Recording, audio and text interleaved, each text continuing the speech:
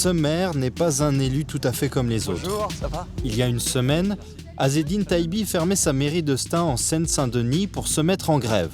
Sur la façade, une banderole en témoigne encore. Les raisons de sa colère, la commune a vu fondre ses dotations de l'État. Sur 2 ans, 16% de budget en moins.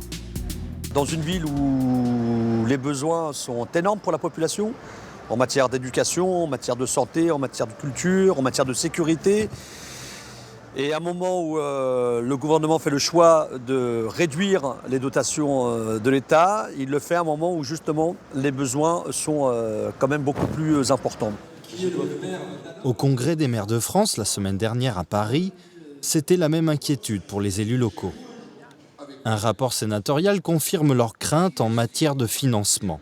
600 communes risquent d'être déficitaires dès l'année prochaine, notamment à cause de la baisse de 3,7 milliards d'euros de la dotation de l'État. Avec ses conséquences, moins d'argent pour investir et, à terme, réduire le personnel territorial.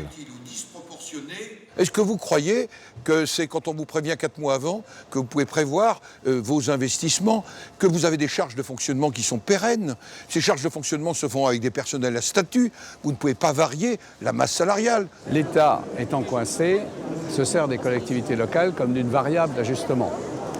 Alors que si on était, comme dans beaucoup de pays qui nous entourent, en position de dialogue et de gouvernance globale des finances publiques entre tous les acteurs, il y a longtemps qu'on aurait intégré ces éléments et qu'on travaillerait ensemble et que les collectivités locales n'auraient pas l'impression de subir un diktat. Selon Bercy, le constat est sévère. Les dépenses des communes se sont envolées. De 200 milliards d'euros en 2009, on est passé à plus de 217 milliards en 2013. Une hausse liée à l'explosion de la masse salariale.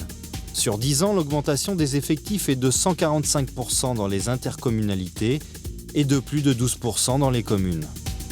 Des économies s'imposent donc pour les collectivités locales. Pour le gouvernement, cela passe par la réorganisation du millefeuille territorial. 13 régions au lieu de 22, les grandes métropoles, des intercommunalités renforcées et une redéfinition des compétences et des richesses entre tous les acteurs locaux. Il peut y avoir des coopérations entre les communes, les intercommunalités, les régions, les départements, pour voir comment on fait mieux en mutualisant des moyens. Parce qu'aujourd'hui, si on est très franc par rapport à nous-mêmes, on peut avoir un discours où les maires n'ont pas de problème, les intercommunalités non plus, ce qui n'est pas vrai. Aujourd'hui, vous avez de l'hyper-richesse qui parfois côtoie de l'hyper-pauvreté.